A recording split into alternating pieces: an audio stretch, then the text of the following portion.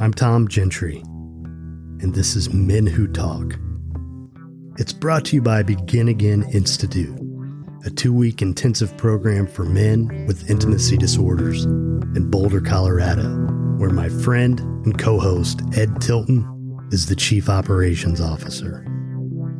Ed and I wanted to have a series of conversations on some of the barriers we see that prevent men from living more authentic lives. We want to underscore the fact that healthy men do talk. We want to help men who often do struggle with intimacy be more true to themselves. And we want to help people who love men maybe understand them a little bit better. So please listen in, subscribe to the show, share this conversation with someone you love, and enjoy Men Who Talk. Today we're going to talk about raising men. So I was thinking about this a little bit and just thinking about some things that we might want to touch on as it relates to parenting boys, raising men. One of them is, and John Eldredge writes about this. He's written basically a whole book, Wild at Heart, about how, well, one of the things he talks about is how as men and as boys, we have this sort of innate need to measure up. And so I think that's one thing that's important to understand. When you have men in your life or males in your life, and it's like, we've talked about how one of the barriers with men and intimacy, especially in their relationships with their romantic partners, is that the woman will talk about what's going on with her and the man will try to solve whatever problem he derives from what she's saying, when what she really needs is to be heard. And to me, that's sort of an expression of how, as men, we want to measure up. That's sort of how that plays out. So I think it's good to understand that. I think it would probably be good to talk about aggression and how that's instinctive and how maybe it's important to teach boys how to channel that. I think that's really important.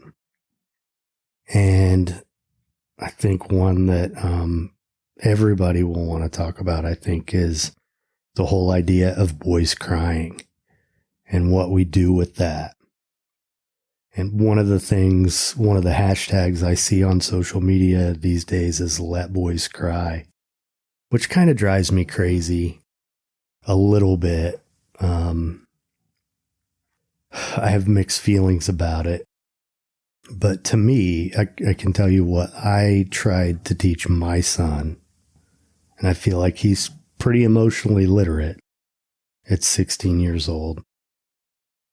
One of the things I would say to him is, cry as long as you need to cry, but when you're done, be done crying. And I don't know. I just think that that's really important, because there's a big difference between boys need to cry sometimes and that boy's a crybaby or a mama's boy or whatever the community around him, however they might label him. But it's another place where how, we think in such black and white ways. It doesn't have to be one or the other. You can cry and be strong. And you can shed tears now and then and not be a total crybaby.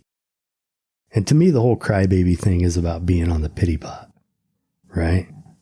Which is not a place that's productive to be.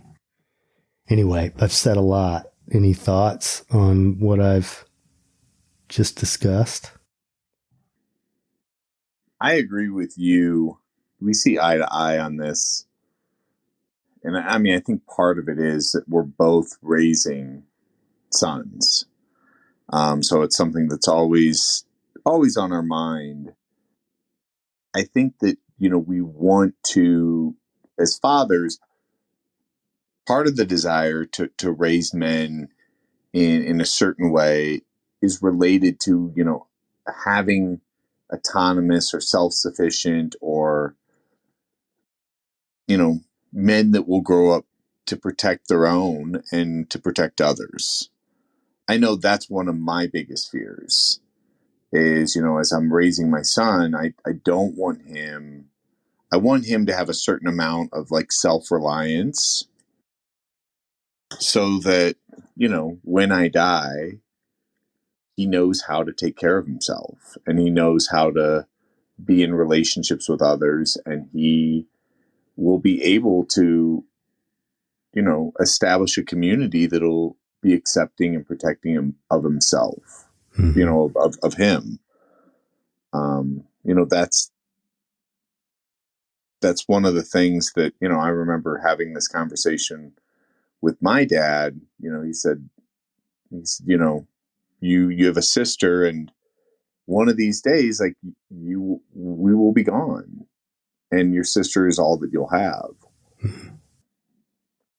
And so luckily Clay has a sister, but in raising him, I want him to be able to be a man that can stand on his own. Mm. Well, and to me, this raises a point about this whole thing and the messages we give boys around crying. Because what you're essentially talking about is survival.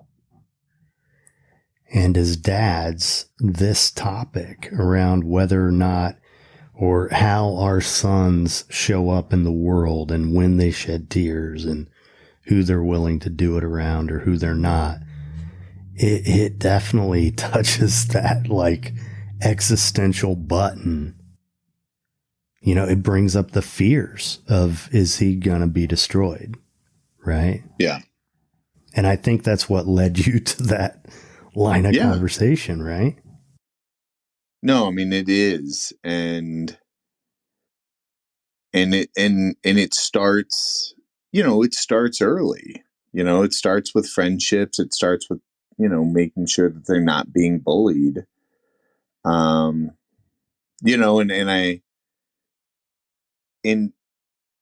there's this quote that, I think Joe Rogan referenced it on his podcast, but I also think that it's been referenced elsewhere, which is that it's better to be a warrior in a garden than a gardener in a war. And this idea of like, I want my son to have the capability of protecting himself, but also have the choice of not having to do so. If war comes to his way, I want him to be able to defend himself. And I think that this is something that, a lot of the authors that talk about this, reference of like, it all comes down to safety. It all comes down to safety. It comes down to competence. And, it all comes down to relationship and community. And I think as a father to a son, the number one thing that I can do is I can model that for him. Because it's going to be a lot easier for him to understand emotions surrounding anger, surrounding abandonment, surrounding, what I like to call like red feelings. If I can model that and show that to him, how to feel without feeling overwhelmed, then I'm doing my job as a dad. Because equally as important, like just because you teach your boy how to fight doesn't mean that he's going to have the ability to restrain himself when it's not time to fight or have a level head. Well, you're teaching him how to fight, not to fight. Exactly. And and by the same token, you're teaching him how to cry, not necessarily to cry. The context of it is really, really important in terms of him protecting himself. Right. I've given my son that message about cry as long as you need to cry, but be done when you're done. It wasn't cry as long as you need to cry wherever you go, whenever you need to. You know, that's at home. When you're among the people who love you and respect you and honor you and your feelings and your experience. But I was also really careful to teach him that just because you're great at expressing your emotions, you can't expect people out in the world, at school, on the playground to receive that the same way that we do. And in fact, you need to expect that they can't until they demonstrate otherwise, that they're trustworthy in that way. Exactly. I mean, it's there was another quote that I looked up because I had a feeling that we were going to go to this space. So I found this other quote that I thought was just great, which was, you know, that the pain will leave when the lesson has been learned. You know, and I think that those are some of the things that as men, I think oftentimes we're hardwired to like fix the problem. And I think when it comes to emotions and relationships, the problem isn't always that I'm feeling an emotion. Right. You know, and I think a lot of times like that's culturally what we're encouraged to think, or how we're encouraged to, you know, to view the world, but more so, you know, that the lesson that we could learn could be out of grief or sorrow. And like the lesson could be, you know, hey, I lost somebody close to me and I don't want to forget that person. So what do I do to keep their memory alive? You know, and this is something that, you know, we see a lot. We see a lot of in a lot of the guys that we work with is we fragment feelings to have a staggered impact on our relationship. You know, we feel something that's very difficult and we'll shove it down or we'll cut it off. We won't process it, only to then have it come back in our relationships in a weird and sideways way. You know, which is why your advice to your son is just so essential. Cry when you need to cry, and when you're done, be done. Work through the whole emotion. Because if you're not honoring why you're crying, oftentimes that lack of honor shows up as dishonorable behavior in relationships later. Or, you know, the metaphorical kicking the dog because you feel like you're out of control, blowing up at your boss, or not being able to get your work done, or emotionally detaching from your kids. Yeah, you know, and it's ironic that a lot of times, I think as guys and probably as people, when we do opt to only work through the emotion part way in the context of a relationship, it's because we don't want to be quote unquote too much, right? We don't want to scare people away. We don't want to be abandoned, is really what it is, you know? Yeah. But in making that choice and handling it that way, we then become what we're trying to avoid becoming, because it comes out sideways in ugly ways and in uncontrollable ways. And then we kind of are too much, right? And we sabotage the relationship that way. And I think it's like super important just to highlight probably the obvious for most people that are listening, but all of it for young children, for young men, for boys is going to come in floods and waves of emotion. Because they're learning to experience emotion and to navigate it. You know, I mean, they should sob uncontrollably in the beginning. You know, and this is the more that we encourage them to stuff it down or to, you know, to stop crying or rub dirt on it, the more that they're looking at us and going, okay, I'm going to do exactly what you're going to do. And so unless you're listening and saying like, no, what I do works for me, it's great, I'm completely satisfied, it's probably a good idea to do a little inventory check of like, are there areas where I could be more vulnerable with people I trust, or I could allow myself to feel more in areas. And, you know, if you've ever been called stoic or distant or hard to read, or that might be you. You know, a lot of times, you know, the narrative that we have about ourselves is vastly different than the narrative that other people see about us. And sometimes it's in a really positive way. You know, sometimes people, you know, a lot of times the toughest critic is ourselves. But also, you know, there can be ways where, you know, and my wife is like very loving in this aspect, where if I'm having a tough day and it's hard for me to communicate, she'll just tell me, like, you're not doing a great job at communicating.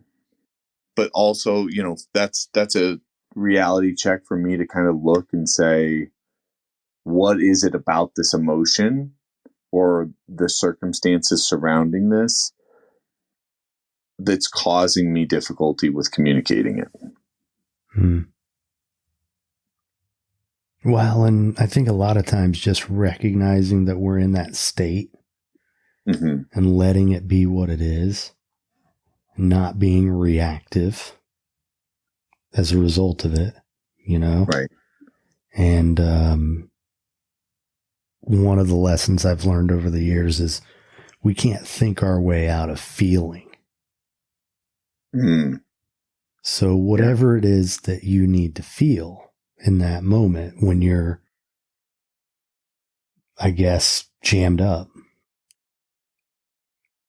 feel it, you know, to be able to recognize it and feel it and experience it. And as my therapist describes it, you know, go through it until you get back to neutral, which I really like that sort of way of explaining it.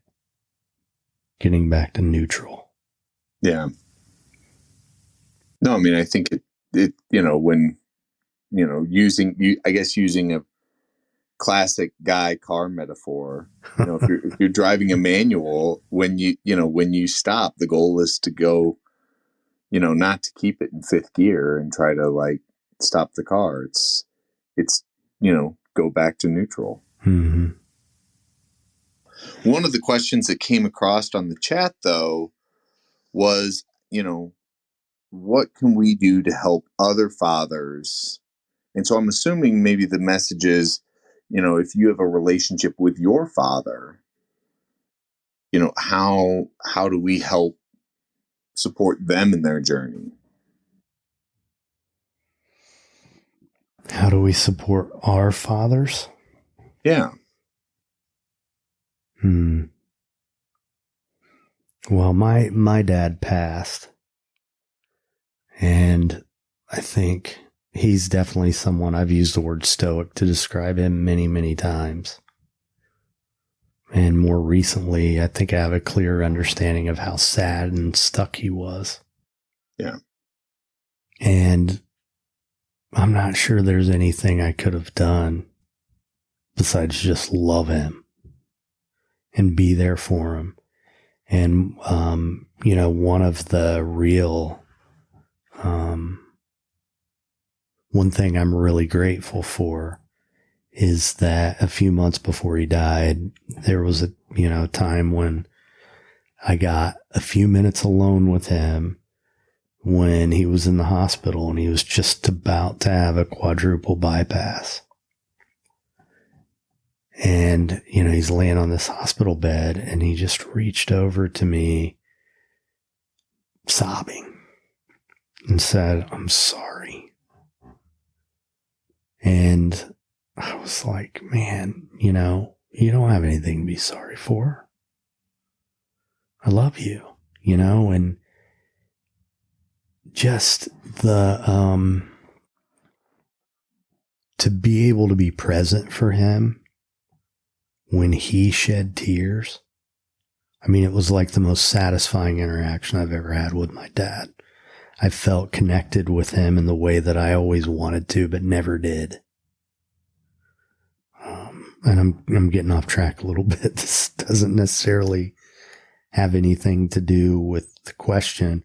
I think one thing we can do to help other dads is when we hear people parroting the old messages to point it out. Yeah. To point it out and to recognize that that's ridiculous.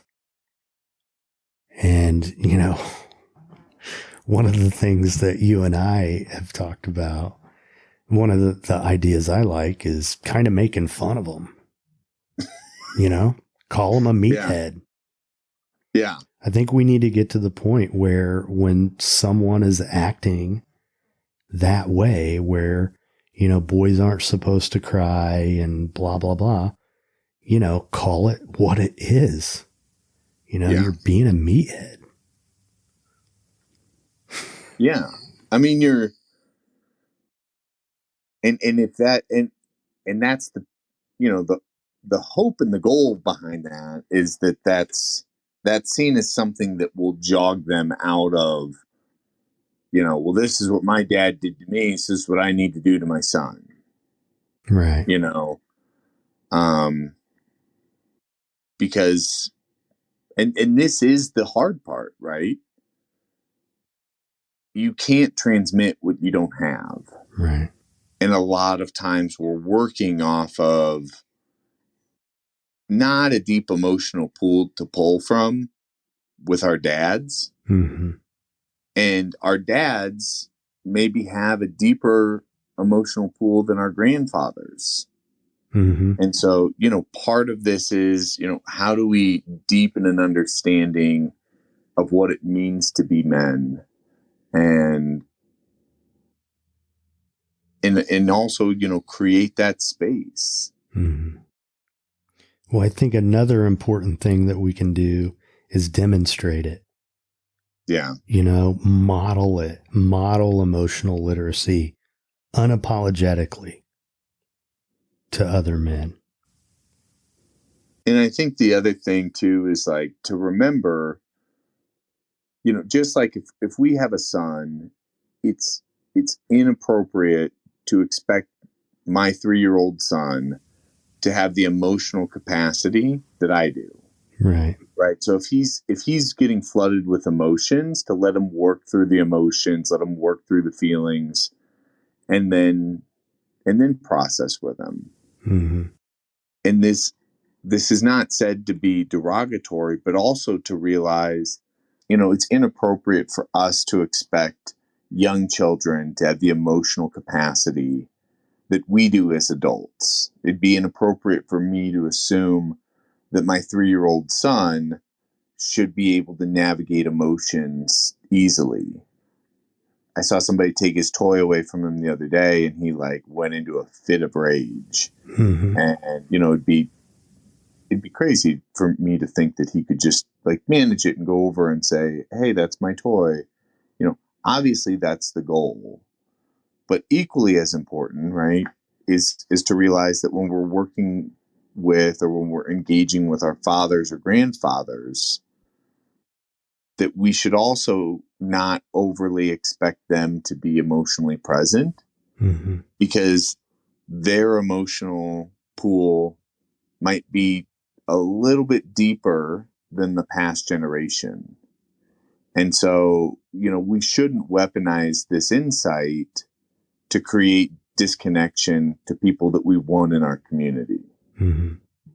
Because then we are no better than the meathead. Right. Where it's like, you don't want to create a culture where it's like, what, bro? You don't understand about emotions? Ugh. Right. Well, and that idea that I have, it's sort of rooted in, guys respond to humor. Yeah. And to kind of have fun with it. But what you're talking about, one of the things that, a lot of things come to mind. One is that as men in general, when we're around children who cry, we get reactive. And I don't think it's just men. No. And, I have this little niece who I've been around a lot and just observing her caregivers. And it's not any different than the way I was raised, or probably you were raised. There is just an excessive amount of attention on don't cry, stop crying. It's okay. You don't need to cry. I mean, it's like, it's pretty constant, right? Yeah. And so we're really indoctrinated to believe that that's something we should avoid, no matter what our gender is. And one of the things that's really interesting to me about that is that when a woman gives birth, what's the first thing we're waiting for when that child is born? To know that the child's healthy is for them to cry out. Yeah. And then from that point on, we tell them to stop. Right. Right. Like, come on, cry, cry, cry. Let's hear it. Oh, thank God he cried. And then it's never, ever again. Never cry again. Right. And I think that this goes back to something that you actually, I think you wrote about it. And this was about, not to go into the forest. Yeah, I think it's related. Yeah. The idea that the modern man's wilderness that we are taught to avoid is the emotional side of life. Right. And the piece that, and I'm going to do my best to remember the conversation, but it was, the emotional wilderness is like, don't go into that forest. Right. And the reason that a lot of us want to stop the crying or worry about the crying is because it brings up anxiety and fear in us that we can't, if they're overtaken by emotion, we don't have what it takes to get them back. Yeah, if you go in there, I'm not going in with you. Because I don't know. I don't know if I'll ever come out. Yeah. Yeah, it's interesting. But that's definitely, we've talked about that in different ways throughout this series, how people have a hard time hearing us and being present for us when we're expressing emotion because they're afraid to do it themselves. What about this thing with aggression, though? What do you think about that in raising a boy? I'm sure you've seen aggression in your son, right? Yeah. I think part of it is when we're talking about raising boys is I think it's important for us to know where, as if we're going to raise boys, we have to be present with our parenting. We have to be present fathers. And so the reason I say this is my son actually has a speech impediment. Mm-hmm. And so he was showing aggression at a very early age. And it was all related to his ability to communicate. He was, and I remember feeling a lot of guilt and shame, because the daycare lady was saying like, Clay bit somebody again today. And I'm like, oh geez, I know, but I also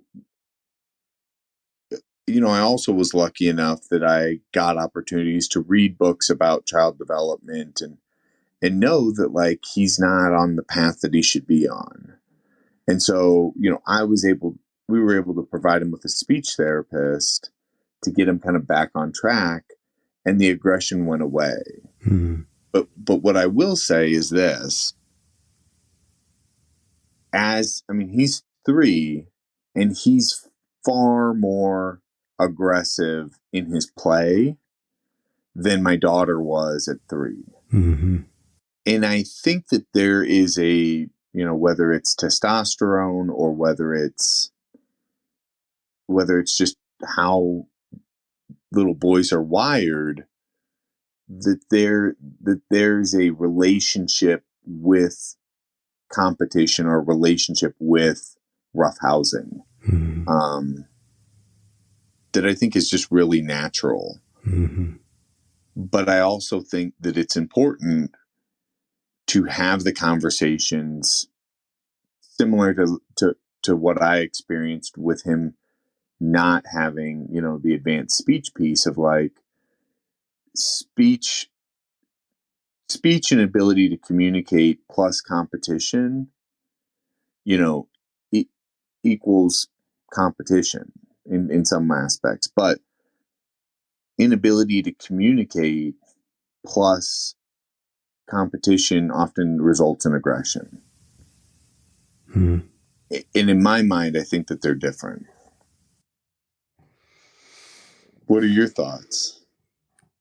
Oh, well, you remind me that, this goes back to the John Eldridge book where there's a part where he talks about like there are times that he let his son punch him or something like that, and just watched him delight in that, And I used to do that with Jack. I'd let him punch me in the stomach. Yeah. And it got to the point where I had to stop because, it hurt. Yeah. But man, he just got such a kick out of it, It just filled him with joy. And especially when he saw that it hurt me. Yeah. And I guess I just saw that as a healthy way to let him work some of that stuff out and feel strong. And it was just a fun thing. It's actually a way that we connected. Oh, yeah. That's really what it was, Well, and that's where I see the communication piece coming in. Like, if my son understands that, like, because we do almost so many similar things than what you and your son did when he was probably little. I mean, we have something I call WrestleMania. Mm-hmm. And it's like if Clay's on the bed and he's dancing around, like I'm gonna come in and I'm gonna throw him around a bit, in a way that's fun, and then he's gonna come at me and I'm gonna really like ham it up. Mm-hmm. And like you said, he's gonna hit and kick and do all these Ninja Turtle moves that he's learned, and but I'm trying to have as much communication as possible of like, hey, we're playing around, hey, we're having fun, hey, this is you know, because a lot of times when men witness violence, there isn't communication, you know, and I think that that's where it can get toxic, you know, because we're exposing them to violence without saying, but there is a choice. Right. You know, I'm choosing to be, you know, you know, my character name with my son is Sven the Destroyer.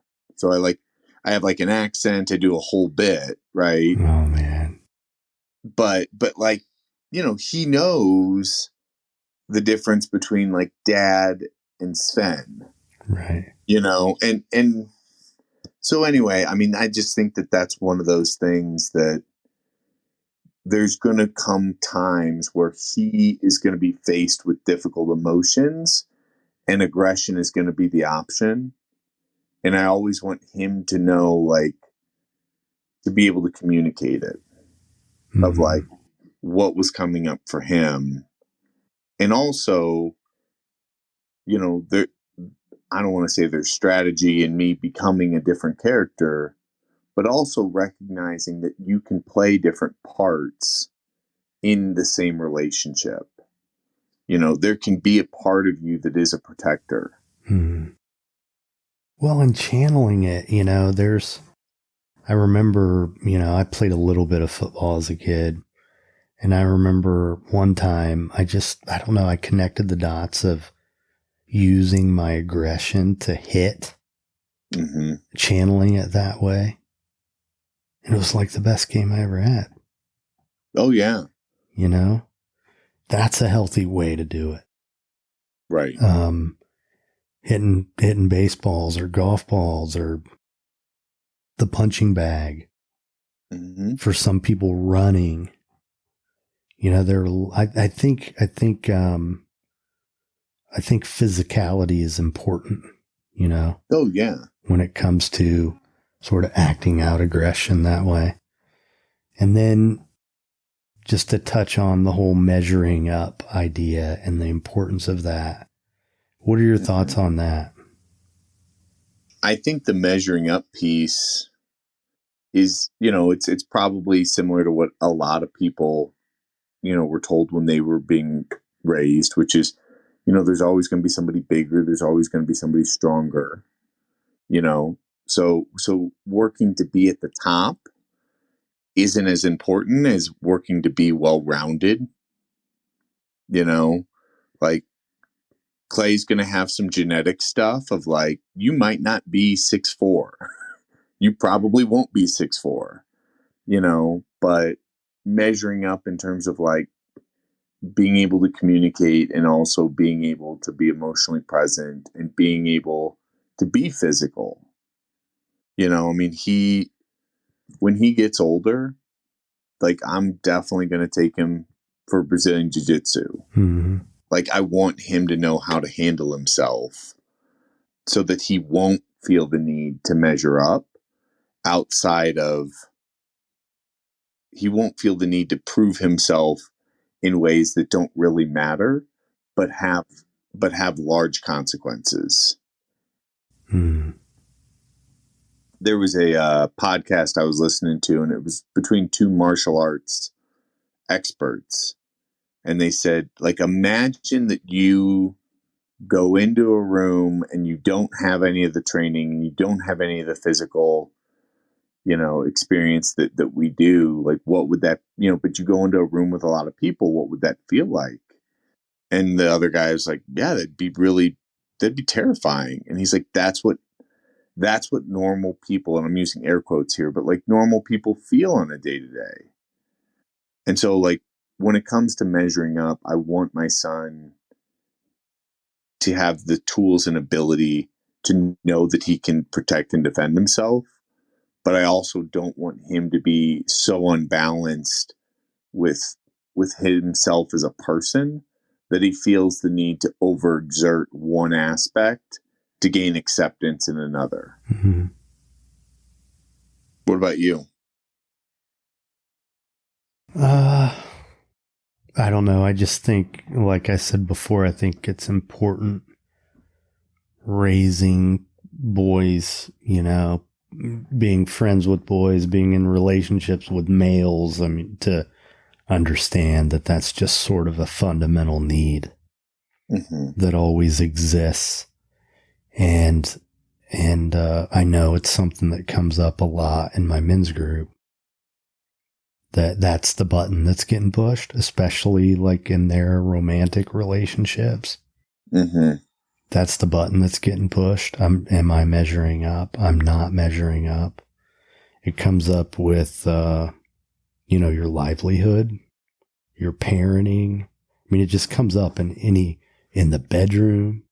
Oh yeah. Any number of ways it comes up. It's just sort of ever present. And I just think it's important to understand that if you want to understand men, you know? Yeah. So Jeffrey's got his hand up here. Good afternoon, Ed. Good afternoon, other guy. Good afternoon, ladies and Richard. I don't know. My dad still lives in the house I grew up with, so that's like a horror show in itself. Going back there once a week, but yeah, you know, whenever I'm over there, I always hear the echoes of when are you going to grow up and start acting like a man? And I would turn to my dad between sobs and say, but I'm only 12 and I look like I'm 7.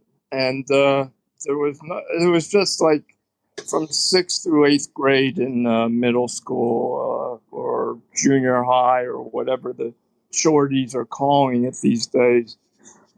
It's just every night I would just cry myself to sleep. There was just so much fear going on. Fear of my parents, fear of school, fear of keeping my shit together. Because I knew there was something wrong with me at age 12, and I started seeing a child psychologist for a few months back then. But, you know, I could never show those type of emotions around my friends because, you know, then the mental beatdown would occur where I would be called the B word, the F word, or the P word and just be piled on. So that wasn't going to happen. But, you know, the minute I got home and another pallet of Kleenex pulled up to the house, it just, it was like nonstop. And there were only 2 criers in our house. It was myself and my little sister. My brother was stoic too at that age. And my mom only cried during sad movies. So, and my dad, like I've shared before, I've only seen him cry twice in 58 years. So, yeah, it's just not supposed to show emotion, or at least not supposed to cry. And I would just, even in all my romantic relationships, I had no problem crying then either. And I know that was difficult for whoever I was involved with at the time because I was supposed to be the emotionally strong one, and I wasn't. And but yeah, crying is an issue that, you know, whenever I drive home from seeing the other guy, well, it's only been twice, but, you know, for 7.5 months, I maybe have cried like twice. But the minute I get in my car and start driving down on I-95, the tears come. And they usually last for a few days. And I was told that they would eventually come, and they have. And I don't know. I guess a lot of it is I play this This Is Your Life game with my brain cells and rehash the whole story of what I've gone through. But still surviving. Well, one thing that just kind of makes me sad about all of it is that even as a little kid, you were convinced there was something wrong with you because you cried. And, that's not true. It never was. And I know for me, at some point I had to start showing, and, at the risk of sounding like cliche here, showing some compassion for my inner child, for the little boy. Like, he deserved better than what he got. And, it's the same for you. You deserved to grow up in a home where someone was available for you emotionally. And you didn't get that, and it's understandable, like we've talked about in this room, you can kind of expect not to get that at school or from your peers when you're a kid.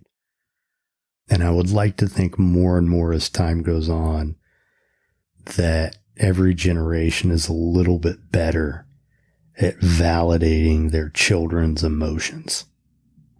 I'm just sorry you didn't get that. But at this point, the only one who's going to give it to you is, you need to give it to yourself. Mm-hmm. Yeah. What about you, Ed? Thoughts? I mean, I think you said it really well. I mean, it's hard. It's hard to refine an understanding of emotion if you don't have a model, to work towards. And I completely agree, Jeffrey.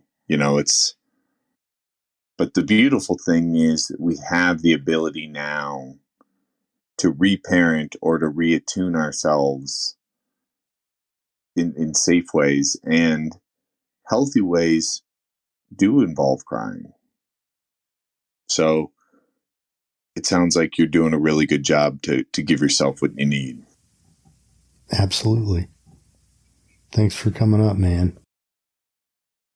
Richard, how you doing today? Doing okay. Can you hear me? Yes, sir. Great. First time here. First time doing this. So, well, welcome. Appreciate your patience. Hey, Tom. Hey, Ed, and everyone else. Yeah, it's a great topic. I'm really glad you guys are doing this and having this online for us, for men and women to listen to. This is really great. I'm a divorced dad. Got 3 adult kids, 1 son, 2 daughters. I remember as a kid, my mom dropping me off to try out for Little League, and I think I was about maybe 7, and had my glove, had my cap, all the stuff you need. Went out there onto the field not knowing really anything about the game because my father was working all the time. He really didn't do much with me as a kid. Anyway, so I went out on the field and I took position. Coach told me to take position at second base, which I did. And the kid at bat hit a line drive right into my face, broke my glasses, and the glass from the glasses went into my eye. I fell to the ground. I was in tears. I was just, traumatized, basically. And, my mom was not around. She dropped me off and drove off. The coach came out of the dugout and looked at me and saw me crying and said, "Get your ass back in the dugout." And it was such a shaming experience. I never will forget it. And luckily there was somebody else around that thought, maybe we need to take this kid to the doctor. He's got glass in his eye. So thank God somebody was paying attention. But that's just a little vignette of many sort of types of experiences like that I had as a kid. In my family, my father was gone a lot. My mom ran the household, and she was an alcoholic. And she had a very infamous saying. When I would cry at home, she would say, "You stop crying or I'll give you something to cry about." And that taught me at an early age not to shed a tear, at least not around her, and that it wasn't okay. And that's pretty much how I lived most of my life into adulthood. And I just wanted to share some of my experience with you there because about the elements or the experience of trauma in an early life, early teenage or kid life, can really affect you your whole life. I guess if you allow it to. Luckily, I also did other things in my life, learned to get in touch with my emotions, went to graduate school, and now today I became a psychotherapist. So now I work with emotion all the time, my own and others. And I think that was very much a part of my own healing process to take this professional route. So I just wanted to share, just say hello and introduce myself. Thank you. And man, it drives me crazy. I can be pretty bad with names sometimes, and I'm drawing a blank on the name of this author, the guy who wrote The Velvet Rage. And I heard him speak. He was the medical director at Michael's house in Palm Springs. And, he's written a lot about gay males. Mm-hmm. And about how invalidated that lifestyle is or has tended to be as kids grow up. And one of the points that he made that I'll never forget is that just being invalidated consistently is a traumatic experience. That is trauma to a child. And, we do a lot of that in our society. We really do. It's there's something about Little League, so many of us have had such formative experiences in youth sports. Like with me, I was thinking about this a little bit earlier, but my Little League coach was a hard ass. He was a good coach. And I remember, I had to try out for his team, and we won. Like, we won all the time. We practiced all the time. We were a good team. And in that first year, as we were preparing for the season, and I'm out in right field or whatever, just, the new kid, low guy, lowest rung. If I'd miss a fly ball or something like that, I'd cry. And that lasted about 2 practices.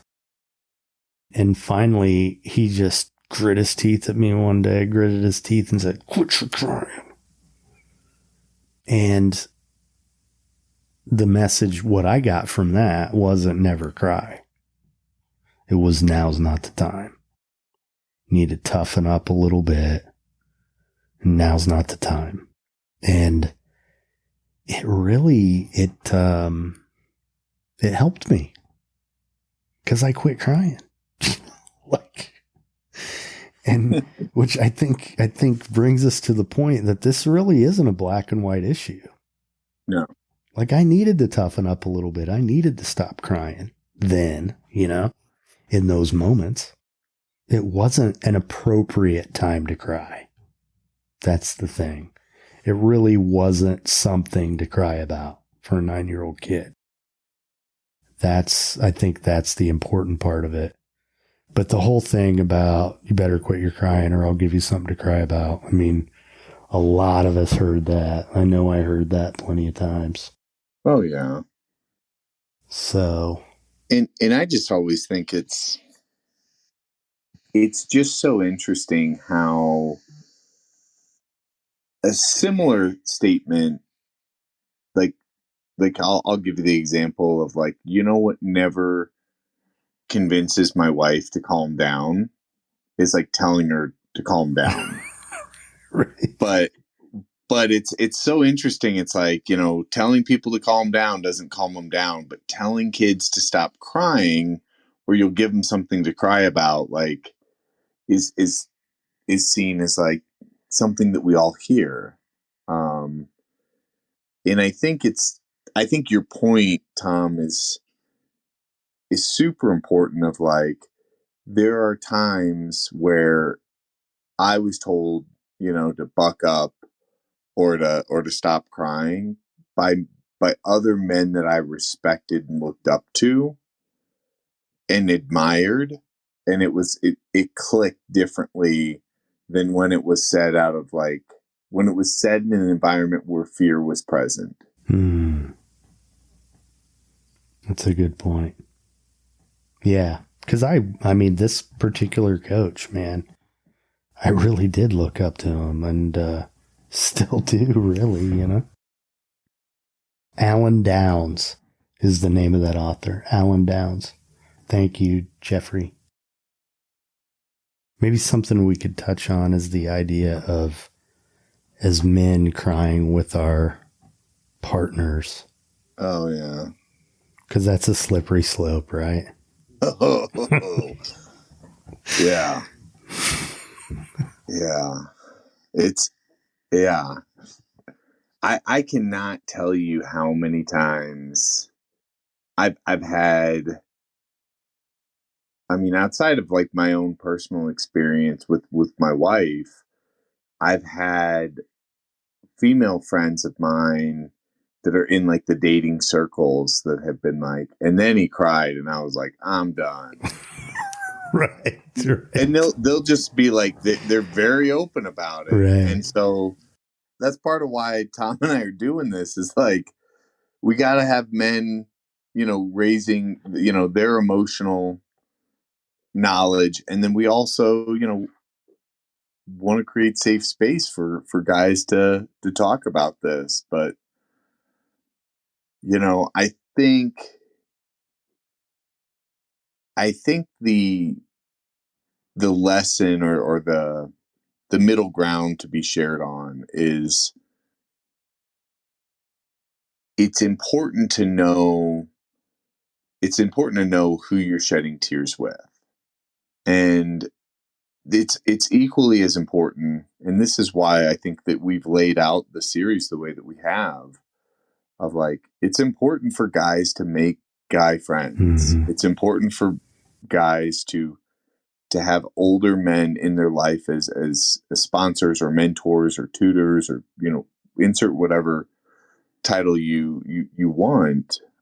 But sometimes crying in front of your wife or your girlfriend or your partner is not going to get you. You're right. It's a slippery slope. You said it's not going to get you what? Can you repeat that? I just trailed off because I'm at such a loss. Oh, okay. You know? Okay. Well, you know, I'm glad you mentioned about we need other guys, you know? Yeah. Because to me, that's a really important part of it. And, you know, I've been in other discussions where this idea has come up that, you know, women say they want men to show their emotions, but then when they do, they're repulsed. When men do, women are repulsed. And the point that I have made when I've heard that come up is that it's how we show up in the relationship. It's not whether or not we experience emotions. If I go to my partner and I have a total fucking meltdown, yeah, that's not hot. You know, that's not, you know, she's not going to want to sleep with me. You know, she's going to be repulsed on an instinctive level. It's going to happen. Mm-hmm. But if I have like a balanced relationship with my emotions, and I've been going through something really difficult, and I've been using my supports outside of my relationship so that I don't have to have a meltdown.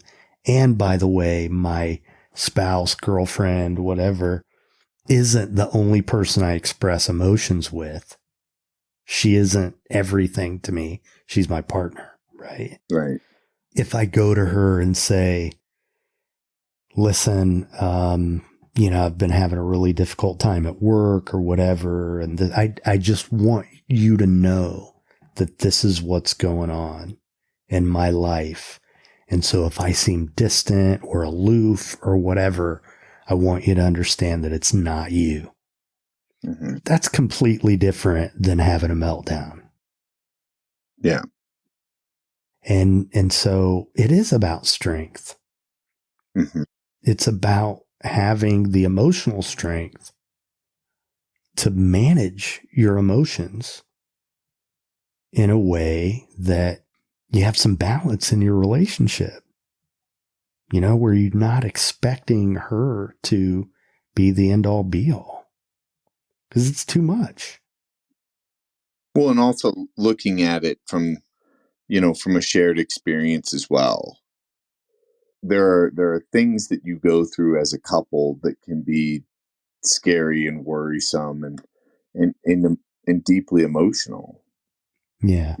And then there are the things that they might not know what you're going through, but you're pulling them into your emotional chaos. Mm-hmm. And so like what you're saying around, hey, communicate some of the changes in the relationship without changing the relationship due to emotion. Mm-hmm. And I think that distinction is really important, because you can change, and I've heard it from, some of my friends that are dating. You can change the whole relationship by having out of control emotions. Yeah, it's like a loss of respect that takes place. Yeah. And I don't know. I mean, I think there's kind of no turning back a lot of times when that happens. Yeah. And of course there are exceptions. Like if you're in a long-term relationship with somebody and you lose your dad and you have a meltdown and she soothes you, like that's a whole different thing. Right? Yeah. But yeah, I mean, I think the point you're making about pulling her in and sort of exposing her to, your chaos, Mm-hmm. when really it's unnecessary. Right. But you're just doing it because you don't know how to do it with anyone else. And, you've kind of turned her into your mother, right? Well, but that's a super key piece to point out. If you don't have anybody else in your life that you have as an outlet or confidant or any of those things, the emotions are going to be more extreme in the relationship. It's very different if I have a conversation with a buddy of mine about an issue that I'm having at work. By the time my wife gets home, she says, "How was your day?" Good. Mm-hmm. Because I've managed it. Right.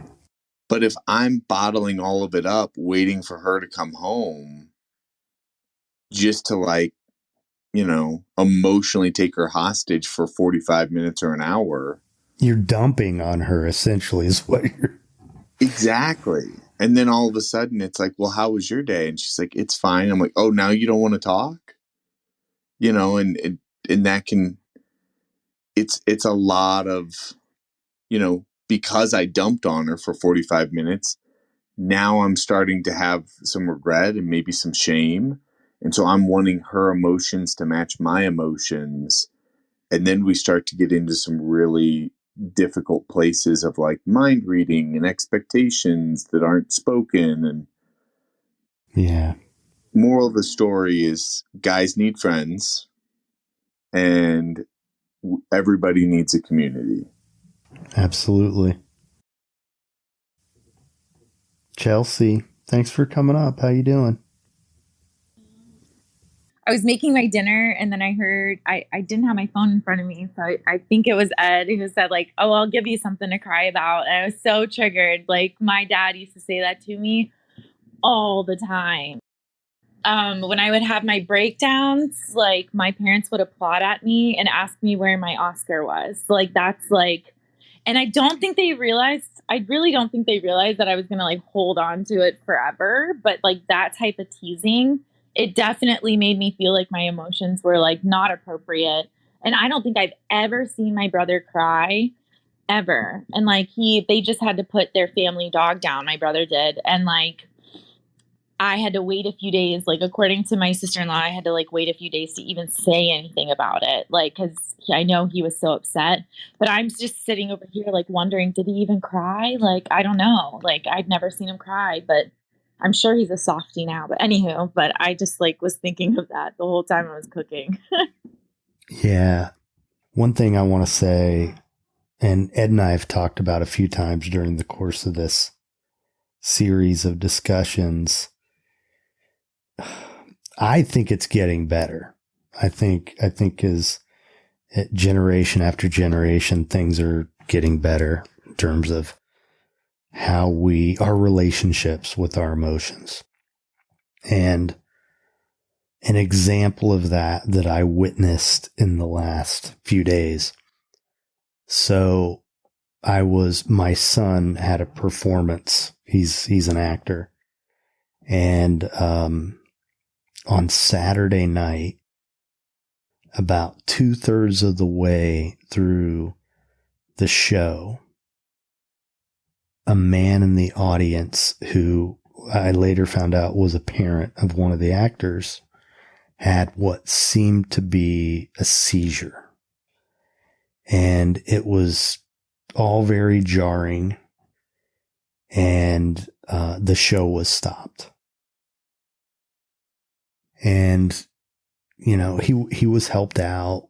An ambulance came, took him away, all that. And at some point, the department head came out and said, listen, we're going to take 10 here, and we'll come back to you guys, and, you know, we'll get this thing rolling again, basically, assuming they were going to go on with the show, right?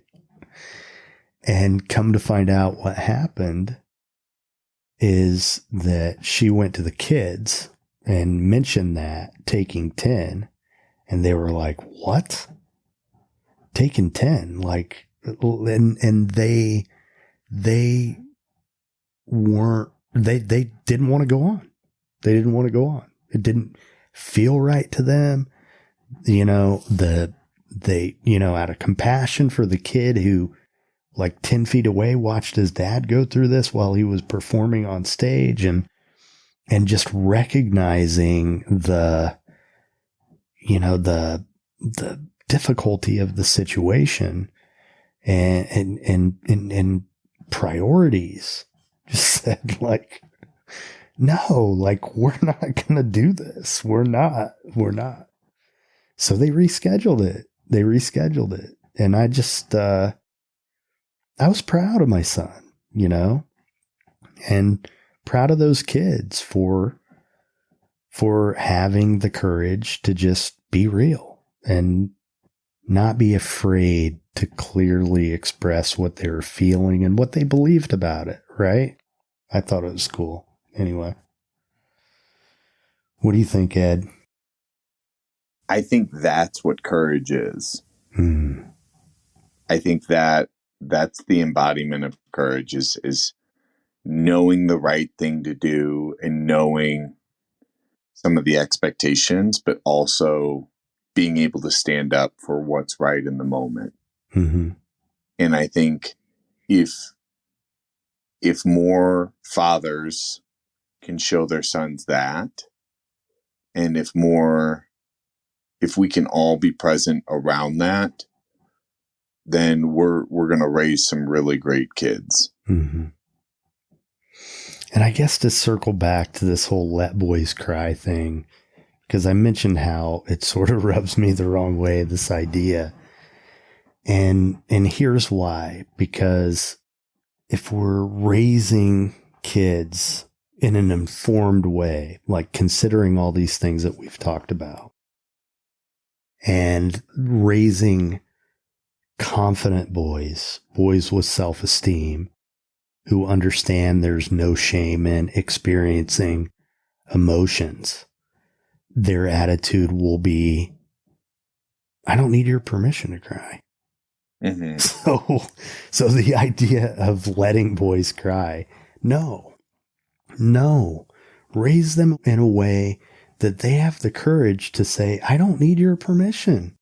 Right. If you don't like it, tough shit. That's where I think we need to get with this stuff. Right. Is to not be apologists about expressing our emotions. And if people have a problem with it, let it be their problem, because it is. Right? Yeah. Yeah. So what do you think, Ed? How'd we do here? Did we cover everything? I mean, I think we covered everything for today. Yeah. I think we did. I think with the help of the audience, we did a great job. I feel pretty good about it. Next week, we're working to put something extra special together, and we're going to have a third person on stage, Dr. Michael Barnes, who specializes in family and trauma. And so the topic is going to be the intimacy of family.